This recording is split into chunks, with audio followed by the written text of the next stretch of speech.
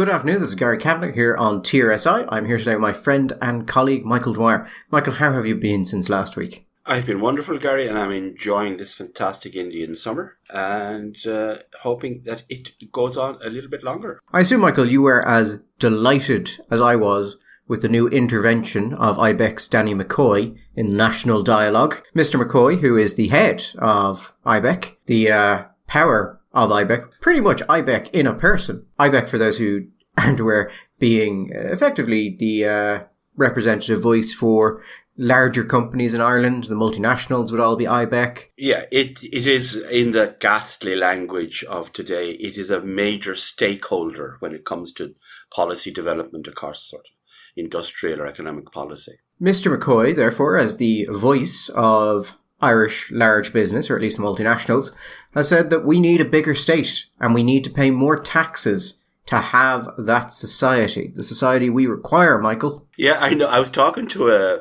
an economist and somebody who I think would know both the organisation and the individual involved well, and he told me that when he actually saw the tweet, that he said he felt much like a character in a bad Victorian play. He felt like being one of those ladies who he gripped his pearls and swooned onto his swooning couch. He said, I literally could not believe my eyes. But then he said, on reflection, maybe in the context of the direction that Ibec has been going over the last little while, maybe it wasn't that surprising.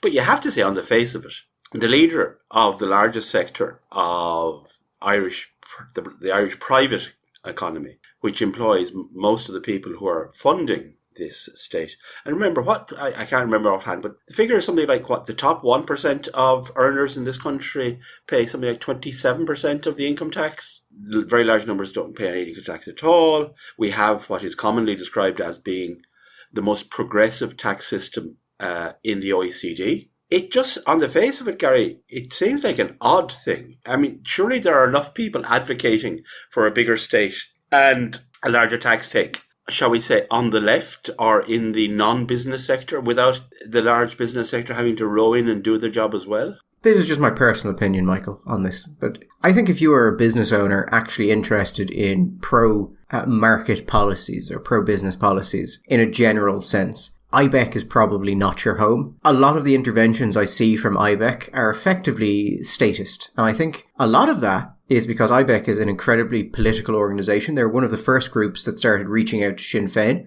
Not that there's anything wrong with that, but Ibec generally have a very large amount of interest in who is going to be in the next government and how they can work with them. Also, I think some of their policies they support because their organisations are so large that an increase in regulatory burden doesn't really hurt them, but provides a barrier to new entries into their areas. So, I mean, if you are a large multinational and someone says, oh, you need to do these 10 new types of reporting, that's fine. Like, you'll just put someone on it. But it hurts the smaller people in the space because that might be a significant resource allocation for them. So I think businesses that are interested in pro-market policies rather than that sort of stuff are mostly in ISME, or should be in ISME. Yeah, I think that it's funny you should say about the cost of the regulatory burden, because I was having a conversation very recently with a friend of mine, and I commented naming a number of operators, say, in the grocery sector or large businesses who would be competing with smaller independent operations, and they tend to pay actually quite well. They do very good management training systems, and they tend also to be pretty supportive both of increases in minimum wages, with, shall we say, within reason, not maybe another $10 as they did in Portland or something, and also higher safety standards, higher levels of regulation of a certain kind. And he said, well, I'm surprised by that, but I think that's very admirable, isn't it? And I said, really? Do you think it is? He said, well, but, they're supporting the poor. And I said, no, they're not. These are very useful tools for them in order to make sure that the smaller guys, smaller independent people who can't afford to pay that level, who can't afford, particularly when it comes to regulation, because these guys, they're so large, they already have so many people involved and experienced and expert in these kinds of areas that the extra regulation isn't a problem for them. But if you have say, for example, simply a limited space, and you're told, well, you have to use that amount of space now for an extra toilet, or you have to have extra washing space, or you have to move that over there, and you can't have those two things together, say if it's a food thing. All of those regulations make material difference to the capacity for you to make a profit and to stay in business. So for them, I think it's nothing to do with morality or a desire to help out the little man. It's precisely a desire to close down the little man that they do it. And that, just as a predicatory point, I don't think it's a question. It shouldn't be a question for an organisation. Say for people like us, or say people like the EBI, we're not pro-business. We're pro-citizen, and we believe that the market is the most efficient way of generating goods across the board: social goods, economic goods, cultural goods, and defending the rights of the citizen. I don't know if Ibec is necessarily terribly interested in that. On the topic of finance, Michael, the Irish Fiscal Advisory Council is losing its shit, would be how I would probably describe it. Now, every budget, the Irish Fiscal Advisory Council is unhappy because they're the Irish Fiscal Advisory Council. So that kind of comes with the job. But no, now they seem even less happy than usual. They're saying that the government plans to repeatedly breach the national spending rule every year until 2026. Yeah, they're not happy, and you can understand why. I was saying to you before off air, for the last little while, you feel with the Fiscal Council, it's a little bit like they're just keep saying what they're saying and repeating, and the government just nods and nods and nods. Yes, I see, and then goes off into something completely different, to the point that I can imagine them just bursting into a cabinet room now in a fit of hissy fit peak and saying, "If you don't want me, why did you make me? Why do you have me anyway?" Because at this stage, I think it's a question worth asking. Why the hell do we have them if we're going to completely ignore them? Well, we have them, Michael, because having them was the right thing. And every year we've ignored them because they tend to come out with things like sustainable budgets and making sure that we're not spending more than we earn. Actually, I think that was one of the most striking things about McCoy's statement, that we needed to pay more tax. The assumption that paying more tax and giving the state more funding will in any way lead to better services. Yes. A weird notion in this country, that the idea that you're going to take money and put more money into the leaky bucket, and that somehow that would inevitably guarantee a higher level and a broader scope of government supplied services. But do you not think, Gary, I mean, not to be catastrophizing, but we're starting to see little bits and pieces that if you're bad-minded, would remind you a little bit of that period between, say, 2000 and 2007, when, for example, we're talking about the expansion in the welfare budget, right? At a time when we don't have full employment, we have more than full employment. And you just have to wonder, if, for example, we had an economy which was seen to be excessively dependent, not just passively, but actively dependent for revenue on one sector. Say, for example, multinational tech and pharma. And perhaps a sector, Michael, that certain people are saying there's going to be a shake-up in, and that things are going to change and we may become substantially less attractive to that sector over the next number of years. And then over a period of time, maybe quite a short period of time, you saw a significant contraction in that sector, which would lead to both a contraction in employment, but also a very significant contraction in expenditure. And now you have a situation where you've gone from being full employment into significant higher levels, and higher than projected levels, certainly, of unemployment, but with a welfare budget which is being significantly expanded on the basis of an economy which no longer exists. And then you end up running, what was our current account deficit in 2008? Was it 25 billion or something? That wasn't fun, Gary. And the thing is, at that stage, our external debt had been reduced down to very, very little. And we were in a position where we could actually borrow substantially without completely wrecking the gaff. We're not in that situation now. No, the reliance on corporation taxation is extremely worrying and is not taken anywhere near as seriously as it should be. In the, I'll put a link to this below. It's the actual report that the Irish Fiscal Advisory Council put up, their pre-budget statement. Its subtitle is Ireland Must Break with Its Pro-Cyclical Past. But there's a particular figure in it, Michael, that I thought you might find, and the listener might find particularly interesting. It's on page 8 of it. The Summer Economic Statement forecasts a marginal deficit of 1.8 billion for 2023 when excess corporation tax receipts are excluded. Right. This would be the 17th year in a row that Ireland has run a deficit without the help of excess corporation tax receipts. Which is to say that were there's something to happen to the excess corporation tax receipts that we have been drawing in, it would be very, very immediately bad. And that effectively our entire state's spending is now reliant on this and has been for a great number of years. So the state, Michael, is spending absolutely more than it should if it was being prudent.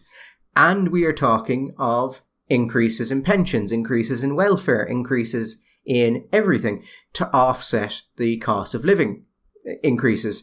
The problem here is that no one wants to be the person who says, yes, it would be great to do that, but can we actually afford it? So we have a bizarre situation where our spending is out of control, but we have a staggeringly large surplus. Yes.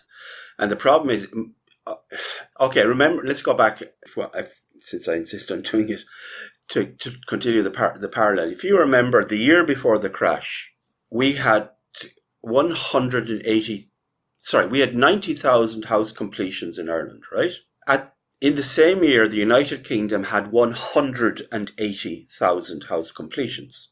Now, the United Kingdom is around 15, at the time was around 15 times larger population. I don't know how much bigger the economy was, but, we'll go on the basis that it was a very much larger economy. But population 15 times bigger, but they only built twice as many houses. Now, that was obviously unsustainable. Obviously unsustainable. In a decent year, our housing requirement is between 25 to 30,000 houses. At the moment, probably up around 40,000 because for capacity, we're in a significant deficit, but 90,000. Now, somewhere over 20% of revenue was now deriving directly or indirectly from income from the housing sector, from the construction sector. So, in the words of the department at the time, we were actively reliant on it. Now, my point is simply this: at the time we knew that. Those figures were there; they were public. It wasn't a secret. This wasn't something which came out of the blue. We are in exactly the same position now. We know what extent we are dependent on excess corporate tax for revenue. We're running this massive surplus. And it looks like we're going to make exactly the same mistake. Instead of saying, okay, we have this money, we want to diversify our economy, we need to be a lot more serious about doing that. And in the meantime, we are going to treat this money as windfall money. We could use it, for example, to pay down debt. We could use it for a rainy day fund. We could invest it in a wealth fund, whatever. Or we could make the other choice, and I think the very dangerous choice, to consider it as normal income and to annualize it into the budget for annualized budget spending. And do you not think, Gary, that feels like, in part at least, the direction they're going to go? No, I think that is explicitly what they've done. You're right. If you can't depend on money like this coming in on an annual basis, you're right. As you said, Michael, there's lots of stuff you can do with it. I would say one of the best things you could do with it is either the debt, depending on, you can run the maths on that, or you can use it for infrastructure. But what you don't want to do, absolutely, is you don't want to create something which is a recurring cost based on income you cannot guarantee is recurring. Yes, exactly. Cost overruns are also increasing massively. They're saying there could be an overrun of 500 to €1 billion just in health. Mm-hmm. And there's one thing they mentioned that I didn't actually realise. The Christmas budget, the Christmas bonus given to people on social benefits, that cost about €350 million a year. And it's not included by default in the budget projections. But the Fiscal Advisory Council is making the point, well, we paid it every year for the last 10 years. Maybe it's time to actually start putting it in the budget. Yeah, maybe time has come. Yeah. Did you see? This is only tangentially connected. You're talking about cost overruns. Do you see that there was a comment made by a consultant predicting when the first consultancy would take place in the Children's Hospital? I didn't. What have we got? Well, there was one person saying he was confident that it would be happening by 2030. That seems fair. Yeah, I would agree that a consultation would probably have taken place by that time. Maybe multiple consultations. You know what? Do you remember when we were talking about this first, and which feels like a very long time ago now? And I think both of us had come to the conclusion that when it was all done and dusted, we would never actually really know how much the thing had cost. I am absolutely convinced that is now the case. I think there's going to be so much obfuscation, so much covering, and so much hiving off a cost here and hiving off a cost there, and saying that isn't really part of the cost, and that wasn't part of the program, and that was an unexpected thing, and that was an inevitable thing, and that was the war in Ukraine, and that was the result of unexpected inflation, and we couldn't have foreseen it. That the numbers are going to be so fiddled and faddled that but it's going to be so much more than we ever dreamed.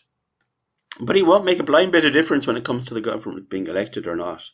No, I'll put a link to the full statement, as I said, below. There's some really interesting stuff in here. It is kind of shocking, Michael, how kind of basic and prudent a lot of what they're recommending is. But you read it and you're like, no Irish politician is going to do this. No one is going to do anything like this. Well, you remember the story that went round. I don't know if it was true, but I'd say there's at least a 50-50 chance that it was, and maybe a lot more. That do you remember Charlie McCreevy was sent to Europe, and it was very much believed at the time, and continues to be believed, that it was simply because Charlie had looked at the books and said, "Okay, I think the time we have to start tightening this up." And produce a couple of projected budgets going down the line. And Bertie said, "Not a chance in hell are we going to do this." When every single speech in the Dáil begins with the line, "With all the money in the country, why can't we? Why can't we have an Olympic swimming pool in Kilchamack? Why can't we have an international running track in Tralee? Why can't?" When all the money in the country, and Bertie's there's not a chance. We talked before about, and when our dear friends in Fine Gael like to talk to us about, fiscal prudence and saving the country from the mad excesses of Fianna Fáil. The problem is we remember, in fact, even have copies of elements of the Fine Gael election campaign from 2007, and by God. Spend. Harder, better, faster. Yeah. On, not in a financial thing, but on government reports, Michael. Yes. We have a move to lower speed limits. Something has gone wrong, Michael, and something must be done. We must lower speed limits because there has been a rise in road deaths, and that, something has to be done, Michael. Our government largely works on the basis that when something becomes a news story, something must be done to deal with it. And so we must lower speed limits. We had Ben Scallon ask Eamon Ryan about this during the week. And Michael, he said, the science is clear, which at least is slightly different than saying the science is settled, which is the Green Party's usual line. Unfortunately, we were able to remind Eamon Ryan of a report that was put out last year, was, I think, released last year, about how lowering speed limits on motorways would actually increase deaths, not lower them. Yes. And unfortunately for us, Leo Varadkar was there, who actually remembered the report and was able to pull Eamon Ryan out of the answer, because Eamon Ryan certainly was not getting around to it. It very much had the appearance of Leo jumping into the water with the lifesaver, didn't it? Because Eamon was about to drown. The thing I question here, Michael, is this. The need for something to be done in this instance of this nature, as in to say we're going to change all of the speed limits. Because when you actually look back at the amount of road deaths in this country, in 1990, you had about 500 people who died on the roads. If you look back into, the 80s and the 70s, you're looking at 500-600 people dying a year on the roads. Yeah. Even into the early 2000s, you're still looking at over 400. And then by 2010, it halves and it's at about 200. And now when you come to the 2020s, we're averaging, kind of 150 maybe, sometimes below, sometimes above. By any metric, Michael, Irish roads are incredibly safe and have been getting safe at an incredible pace over the years. Now, as someone who lives in rural Ireland, are there roads that are misclassed in relation to speed limits? Yes, absolutely. That's because of the system we use, where if your road is classed as if it's a national road or a regional road, it gets a default speed limit, which is sometimes incredibly at variance with the road. This isn't a proposal to fix this. No. This is a proposal to impact all of those roads again. So you'll have very good roads that don't need their speed limits lowered at all, and terrible roads that shouldn't be in the same classification. This, to me, this seems nearly the definition of make work. We have seen a dramatic fall in road deaths. Yes. I would imagine part of that is car safety standards. I think a lot of it is behavioural. Everyone, I think, who grew up in my time can remember those ads of kids just getting totally taken out of it by speeding cars. I think also just the expansion of the motorway network, because we know our motorways are amongst the safest in the world. And I think motorways are just generally safer than a lot of the back roads in Ireland. So the fact that so much more traffic has gone onto the motorways has made it, I think, has been a factor in it. But Gary, do you not think that, I think the point that you're making regarding the nature of the roads, the arbitrary system that we have, is absolutely to the point. If there are lots of roads around where I live where I am, the speed limit is probably 80 kilometers an hour. Would that be right? And there are many of these roads where 80 kilometers an hour would be too fast. Absolutely, in my belief, certainly too fast to be safe. But this is absolutely the definition, it seems to me, of that horrible thing, I hate that, but it's a virtue signaling. They're going to do something. They're going to pass a law, which makes them look like they've done something. But if you don't have a system in place which is actually going to impact on people traveling on those roads at that speed, then nothing is going to change. So, are we going to see people? Are you going to see speed traps on these roads? Are you going to see cop cars on these roads? Are you going to see if you're going to have police on these roads, how are you going to man them? Where are you going to get the guards from to do this job? Or if you are going to put them on the basis of current resources, you're going to take them away from doing what job to do this job? Unless people have some kind of an expectation. Put it this way: if I'm driving on one of these 80k roads, I'm not driving at 80k. I'm just not, because I don't feel comfortable. I don't feel safe for myself personally driving at that speed. I'm probably going to be driving at 50 or 60k, right? But for those people who are going to be consistently driving at 80 or indeed above it on those roads, the only way you're going to change their behaviour is if they believe that there's a chance that somebody's going to catch them doing that. And then, to your point, there are going to be other roads where it's going to be perfectly safe to travel at 80 kilometers an hour, which are going to be, because it's going to be this arbitrary redesignation, and you're not going to be able to do it. And on those roads, people will tend to travel. But there are also the roads where they're far more because those are the roads it's going to be more practicable to put some kind of a speed trap on, and you're going to catch people on those roads which aren't actually dangerous at all. I mean, they've said they're not going to touch the motorways and the primary routes. I think that's probably because of the previous study which said that would kill people. Yeah. But I think, you bring up a solid point. How are they actually going to enforce this?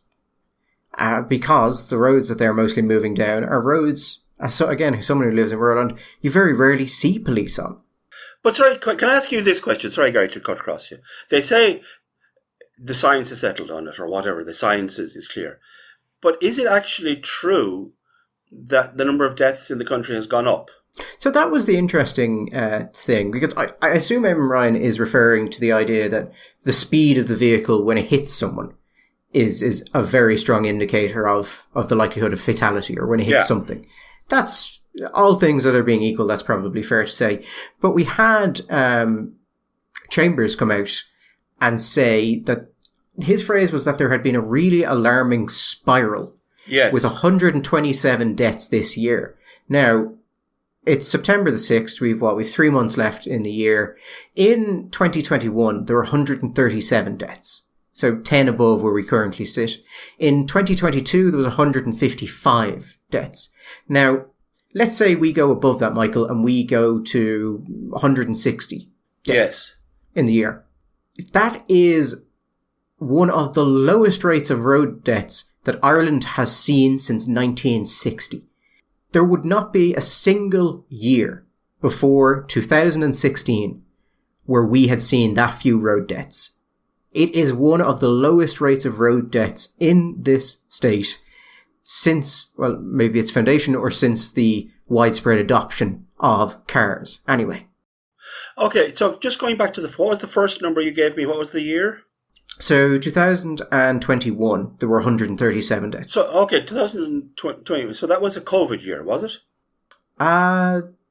Weirdly, and this is legitimately weird, when you look at like the COVID years, 2019, 2020, 2021, they actually have less road deaths than, the early 2010s, but pretty much in line with what you would have expected. Like 2019 is 140, 2020 it's 147, 2021 it's 137. And that's coming down from like 154. And 2018 was 135. So like it actually didn't really make, or it doesn't seem to have much of an impact, which is kind of weird actually. But my follow-up question is this: is it not the case that when you're looking at the statistics, the two things you have to take in mind are the number of cars. Is the number of cars on the road stable? Like, is population stable or cars on the road stable? And the number of miles travelled, because that's how you work out your average. Is not, I mean, if the number of miles travelled is the same, the number of cars is the same, but the number of deaths has gone up, then you have an increase. But if you have an expansion in the number of more miles travelled and an increase in the number, and which combined with the number of cars on the road, well, then it's a different statistic. And we know the population has been increasing. And as we come out of COVID, my belief and my understanding is that the number of road miles has increased. So, is this statistic? Is it reflective of an actual underlying reality? It's hard to tell with any of these things. It's hard to tell exactly what's causing it. There's certain things we know for certain, and that's kind of broadly the sex of those most likely to be in accidents, when accidents are most likely to happen, where they're most likely to happen. But if people are coming out and saying this is a disproportionately bad year, statistically it doesn't seem to be. Statistically it actually seems to be a pretty good year. It's still going to be one of the best years in the state for road safety. So I would question the necessity of this at all. I mean, absolutely there are steps that could be taken on this, but they are things like what we discussed, Michael. They are an individual classification of speed limits instead of just declaring that every road which is determined to be a particular type is the same speed limit. Yeah. That is clearly where you could do things like this. But things like this, I just don't see the need for this, really. Well, surely the need, not to be overly cynical, the need is the fact that we had two terrible tragedies in close together, and geographically and chronologically close together, which created a sense of, oh my God, something bad has happened. And the fundamental political response to a situation is something must be done. This is something. This must be done. I think you're, look, I was listening to the head of the PR manager at the AA, a guy called Blake Boland. He was on radio a while ago, and he was saying that, it's difficult to argue against anything that could help reduce fatalities on the roads. And he referenced the road deaths we've seen, the tragic road deaths. I think that's absolutely the wrong way to approach this. What we should care about is the numbers. Not, there were certain cases that were particularly emotionally resonant, and therefore we have to have national policy. No, we should look at the numbers and see what is actually happening statistically. Because it's just like with crime when we were talking about it, Michael. It's very easy to feel like crime is increasing in ways it's not because the reporting of it reports particular cases that resonate with you. Yes. But that's not the basis on which we should develop policy. We should look at the figures. And the figures say that, yes, we're going to have a worse year than 2021, most likely. Maybe a better year than 2022. But those years are still some of the best in, 80 years of the state? 60 years of the state? So, I don't know. They're saying there was a committee to do this and there were many groups involved and it's been a long time in the process. But you'd think if that was the case, you might have come up with something, better. Listen, I go back to the point I made. You can do what you like.